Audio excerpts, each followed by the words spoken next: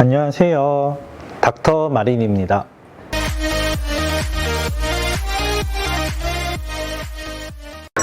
그러니까 일반적으로 쓰는 약들은 여러 가지 약 종류가 있겠지만 대표적으로 쓰는 게 이제 스테로이드 같은 면역 억제제랑 항생제잖아요. 균을 죽이는 약인데 항바이러스제 이런 것도 있고 항암제도 있고 이런데 대표적으로 많이 쓰는 게 스테로이드랑 항생제. 자, 스테로이드는 내성이 생긴다기보다는 아까 말씀드렸듯이 부신피질의 기능을 억제시키면 이제 기능 저하를 유발할 수 있는 거죠.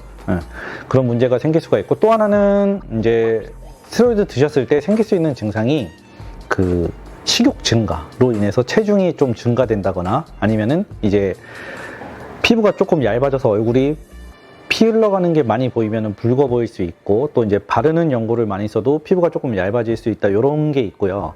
그래서 이게 내성이라기보다는 어떤 약을 많이 썼을 때 생길 수 있는 증상이죠. 그 다음에 항생제 같은 경우는 잘 아시겠지만 내성이 생길 수가 있죠. 그래서 한번 먹어 좋아졌는데 다음에 또 항생제 먹어야 되면 좀 더 세게 먹어야 된다 이러잖아요.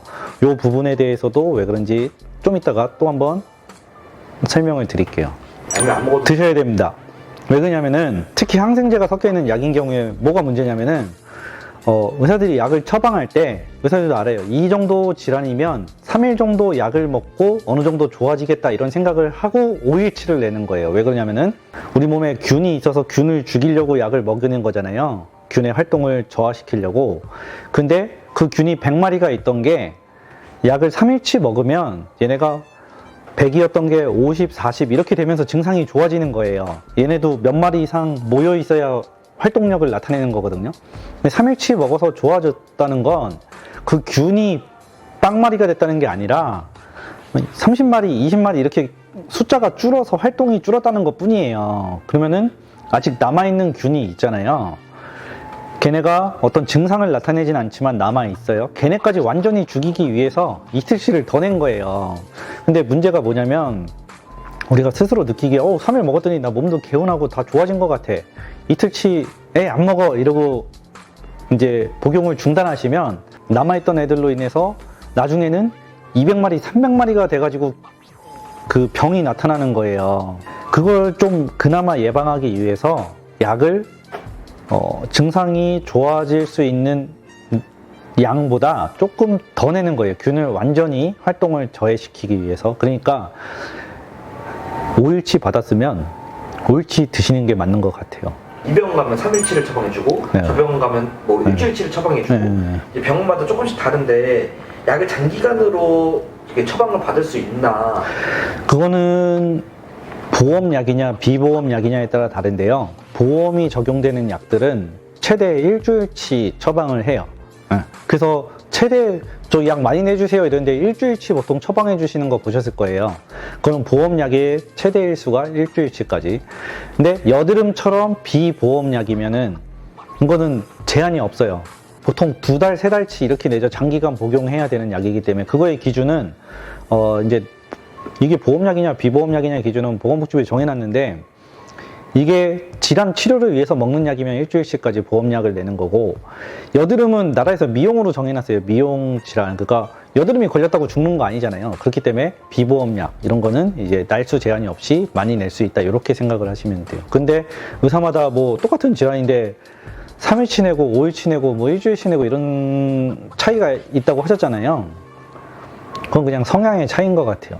막 배울 때 이제 어떻게 배웠느냐에 따라서 조금 다른 것 같은데, 그게 틀렸다 이런 거보다는 그냥 그 사람의 성향이다 이렇게 생각하시면 될 것 같아요. 부작용 증상도 여러 가지가 있겠지만 부작용이 났을 때는 어떻게 대처를 하는 게 좋을까요? 보통 이제 약 발진이라고 하는데요. 약을 먹었는데 오히려 전신에 뭐가 가려우면서 붉게 올라오는 경우가 있을 수 있어요. 근데 그거는 사실 처방이 잘못됐다기보다는 그분이 그 약이 안 맞는 거예요. 근데 써보기 전까지는 사실 알 수가 없잖아요. 약이라는 게 임상시험을 거쳐서 나오지만, 그래서 약 뒤에 보면 연고만 보더라도 부작용이 엄청 많이 써 있을 거예요. 이거 생길 수 있고 이거 생길 수 있고 이거 생길 수 있고. 그거는 이제 임상실험을 하면서 생겼던 모든 증상을 다 써놓은 거죠. 어떻게 보면 이제 우리를 보호하려는 거죠. 나중에 그런 증상이 생겼을 때 이런 거 써있다고 설명드렸었고 여기에도 써있다 이런 식으로. 그래서 사실 써보기 전에는 그런 부작용이 생기는지 알 수가 없는데, 그런 게 생겼을 경우에도 심하지 않은 경우는 이제 몸에서 그 약이 빠지면 다 해결이 되거든요. 근데 그걸 빨리 가라앉히기 위해서 역시 면역이 과활성화된 거니까 면역 반응을 빨리 낮춰주기 위해서 치료를 하는 거죠. 그냥 빨리 병원 가시면 돼요. 수액을 맞아서 빼는 경우도 있고 정말 심할 경우에는 이제 약을 써서 빼는 경우도 있고 이렇게 생각하시면 될 것 같아요. 어쨌든 그런 증상이 생기면 빨리 병원을 가시면 될 것 같아요. 피부병이 생겼을 때 먹는 약이랑 바르는 약 어떤 게 더 효과가 더 좋을까요?